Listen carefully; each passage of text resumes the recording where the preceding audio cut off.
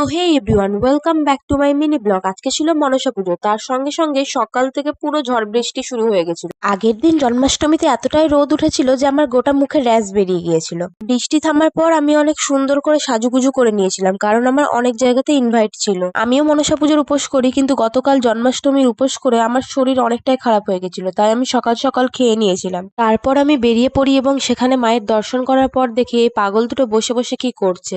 আর এই ম্যাডামের বিয়ে হচ্ছে না বলে একটু গভীর চিন্তায় চলে গিয়েছিল। আমরা অনেক আড্ডা দিচ্ছিলাম এবং কিছুক্ষণের মধ্যেই ঠাকুরমশাই চলে এসেছিল, আর ঠাকুরমশাইয়ের মন্ত্র বলার আগে এরা দুজন সেটা প্র্যাকটিস করে নিচ্ছিল। পুজো শেষ হওয়ার পর প্রসাদ খেয়ে লাঞ্চ করে বাড়ি আসতে আসতে প্রায় 5টা বেজে গিয়েছিল।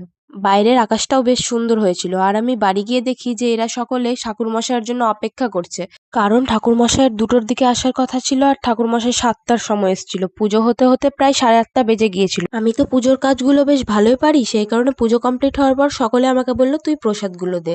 তারপর আমি সকলকে প্রসাদ দিয়ে দিয়েছিলাম। আজকের মতো এতটুকুই, আবার দেখা হবে অন্য কোনো ব্লগে।